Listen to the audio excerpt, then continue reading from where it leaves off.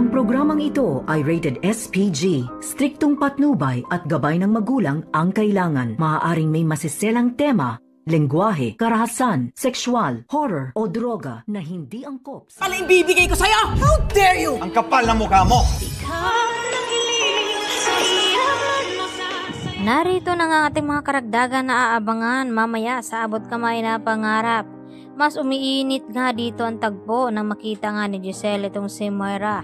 Dahil hindi napigilan ni Giselle ang kanyang sarili na salubungin nga ng pananampal itong si Moira. At dito naman nag-react itong si Moira dahil sa ginawa ni Giselle.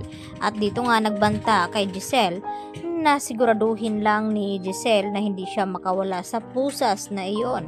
Dahil mas matindi pa ang ibibigay ni Moira dito nga kay Giselle. At hindi naman nakatiis itong si RJ at sabihan itong si Moira na ang kapal nga ng mukha na ito.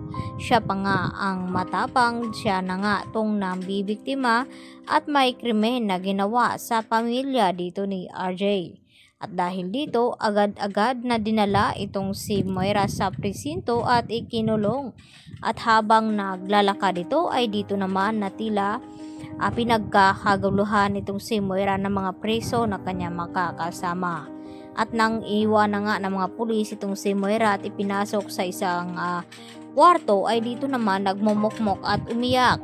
At maya-maya dumating si Zoe at dito na humingi ng sorry dito sa kanyang ina dahil hindi daw niya alam na nilagyan siya ng tracking device dito ni Annalyn kaya nabisto ang kanilang pagkikita. At dito umaasa itong si Moira na sana daw hindi madadawit itong si Zoe. Mas gustuhin na lamang daw ni Moira na siya na lamang daw ang makulong kaysa masira ang buhay dito ni Zoe dahil pangako niya kay Carlos na gagawin niya ang lahat-lahat alang-alang sa kanyang anak na si Zoe. Samantala, tila kabado na rin itong si Carlos ngayon, lalo pa na nag-iimbestiga na nga itong si Giselle sa ginawang pagtulong ni Carlos dito nga sa witness ni Moira na si Dax.